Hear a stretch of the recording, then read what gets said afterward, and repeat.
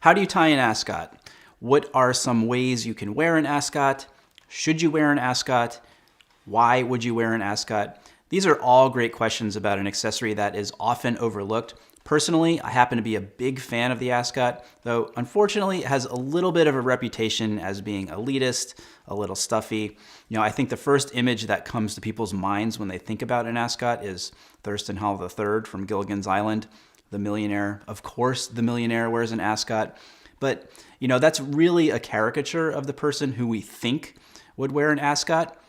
Originally though, and somewhat ironically, since we tend to think of ascots nowadays as being very, very dressy, an ascot actually was meant to be a less formal alternative to a necktie.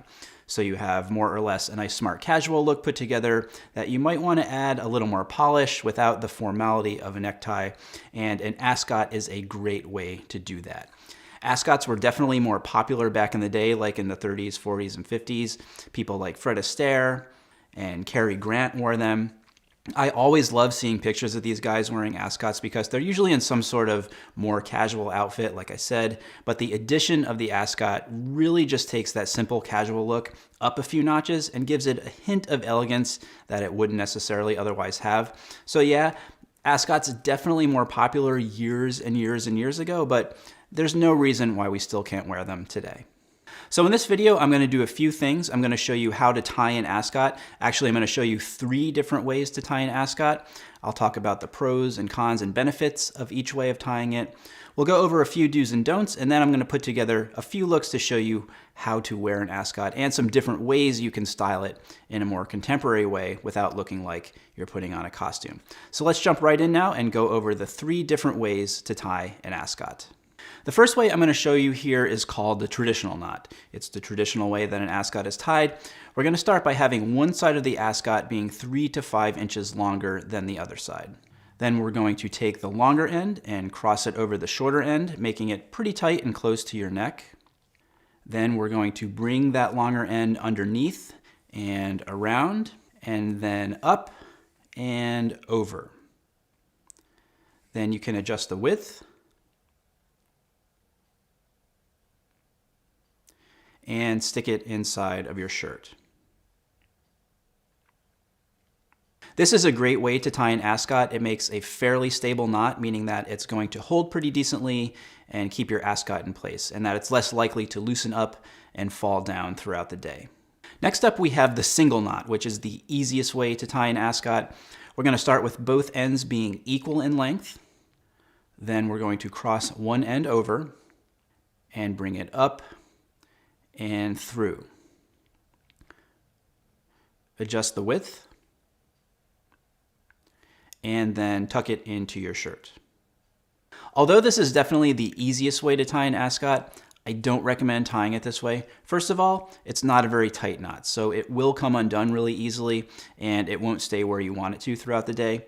Second, because it is just a single knot, it has a very flat appearance. And one of the things that can be most attractive about wearing an ascot is when it has a little bit of puff and lift to it as it peeks out from underneath your shirt. You're not going to get that here, even if you do kind of fluff it up a little bit. Because it's a loose knot, it's not going to hold its shape. So easy to tie, but not recommended. The third way I'm going to show you how to tie an ascot is called the 4-in-hand. It's the same 4-in-hand knot that you'd use to tie a tie. So we're going to start with one end again, 3 to 5 inches longer. Cross the longer end over. Then bring it behind, around, and up. Now, just like you're tying a tie, you're going to bring that end through the knot and then tighten it up a little bit. Now you can adjust the knot to as tight as you want it around your neck.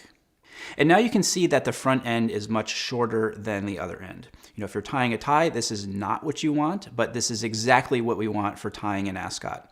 So what you're going to do is to take the longer end and bring it up and over, adjust the width to how you want it, and then tuck it into your shirt. This is my preferred way to tie an ascot because it has a couple really, really great advantages. First, because it is exactly like a standard 4-in-hand tie knot, you can adjust it to wherever you want on your neck, and it's going to stay there because it's extremely stable. Second, because you have the larger knot underneath, when you bring the wider end up and over, it's going to have a lot more volume as a result, which is something that in terms of wearing an ascot is desirable and more attractive. Now let's talk about some do's and don'ts of wearing an ascot. We're going to start with buttoning your shirt, specifically how many buttons should you button or unbutton. So when you're wearing an ascot, you should always have that top button unbuttoned. If you button the top button, it kind of defeats the purpose because you're completely covering up and hiding the ascot. You can have either just the top button unbuttoned. This to me is a more dressy approach. I think it looks really sharp this way. Or if you want to show a little bit more of the ascot and maybe have it feel just slightly more relaxed, you can go ahead and unbutton that second button as well. Neither of these ways is more correct than the other, just kind of comes down to personal preference and the look that you're going for. However, do not unbutton more than 2 buttons. It just looks sloppy and doesn't look right. Now, where should you position the ascot on your neck? You actually have 2 choices here. You can go completely underneath the collar so you don't see any of the ascot around your neck, or you can wear it a little bit higher so you can see the ascot peeking out a little bit all the way around the collar. Again, no right or wrong here, completely comes down to personal preference. When you're thinking about wearing an ascot, in terms of styling, you should think about it exactly the same way that you would a necktie or a pocket square. In other words, the ascot you choose should complement the rest of your outfit. It should be that element that pulls everything together and makes the entire outfit super cohesive. To illustrate that and to give you some ideas on how to wear an ascot, I put together 5 different outfits. Let's take a look. First up here is just something very simple, very classic. Fans of the channel will recall seeing basically the same exact look in last week's business casual outfit video. You can check that out if you haven't seen it yet with the link right up there. I did say that I wear this basic look a lot, and I wasn't kidding. The difference here, of course, is the ascot, which takes it from a simple business casual outfit into something more elevated. Speaking of the ascot, this is a classic navy polka dot silk ascot from Bud Shirt Makers in London. Super easy to style.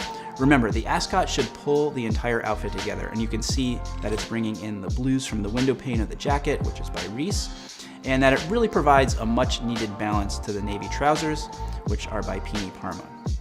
A few more details to mention here. Pocket square by Michael Andrews, adding in a little bit of contrast. Watch, the Cartier Tank Americaine. And then anchored by my favorite Johnston & Murphy tassel loafers. Here we have, again, another example of the ascot's ability to add a touch of elegance to a very classic look. Take the ascot away and you've got a great business casual or sharp casual outfit, but if you're feeling like you want to elevate it slightly, give it a little bit more of a sophisticated feel, but you don't want to go with a tie, an ascot is a great substitute. Don't get me wrong, this would look great with a navy grenadine tie, but a tie is almost sort of predictable in a way. An ascot, on the other hand, completely unexpected and maybe even a bit more stylish. This look is classic, but also a little sporty. We have the brown Glen plaid jacket paired with the denim shirt, both from the HSS Michael Andrews collection, and then simple pair of navy trousers by Pini Parma. Accessories, ascot is by Brooks Brothers, HSS Michael Andrews pocket square. On my wrist, the super classy JLC Reverso, and then finished off with the Johnston & Murphy tassel loafers. Third look here is, again, super classic, more on the preppy end of the spectrum, and definitely the dressiest look of the 5 I'm showing you. This look is built on a simple foundation, which could definitely be referred to as something of a menswear uniform. We have a navy jacket. It is double-breasted, so therefore more formal. It's by Ring Jacket, paired with some taupe flannel trousers by Pini Parma, and a simple white poplin shirt from the HSS Michael Andrews collection. Now, because of the simplicity of the foundation of this outfit, I went with an ascot that has a much more interesting paisley pattern, doing what it should, drawing your eye upward and framing my face.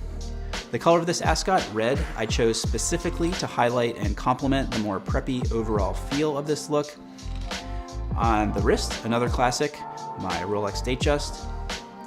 Pocket square is by Michael Andrews.